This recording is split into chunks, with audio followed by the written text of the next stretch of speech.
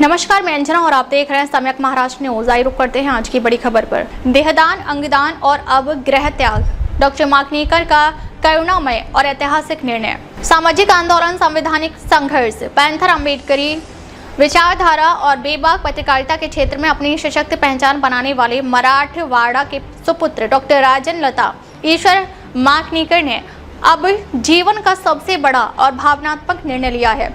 वर्षों तक परिवार, रिश्तों और समाज के प्रति सभी जिम्मेदारियों को निभाने के बाद उन्होंने अब गृहस्थ जीवन का पूर्ण त्याग कर बुद्ध धम्म संघ में भिक्षु बनने का संकल्प घोषित किया है। डॉक्टर माकनीकर ने कहा, जीवन में सुख दुख, अपमान सम्मान और हर तरह की परिस्थितियों का अनुभव किया, लेकिन अंतिम शांति और मोक्ष का मार्ग केवल बुद्ध धम्म में ही है। गृह त्याग का अर्थ किसी से भागना नहीं, बल्कि करुणा, प्रज्ञा और समानता के मार्ग में सच्ची मुक्ति की तलाश करना है। अब मेरा शेष जीवन धम्म साधना और समाज को करुणा का संदेश देने में समर्पित होगा। उन्होंने स्पष्ट किया कि मुंबई महानगर पालिका चुनाव प्रक्रिया संपन्न होने के बाद वे बिहार के बोधगया जाकर भिक्षु दीक्षा लेंगे और अपना शेष जीवन धम्म मार्ग की साधना में व्यतीत करेंगे। डॉक्टर माकनीकर का यह निर्णय केवल गृह त्याग तक सीमित नहीं है, बल्कि उन्होंने पहले ही नेत्रदान, अंगदान और देहदान का संकल्प सार्वजनिक रूप से व्यक्त किया था।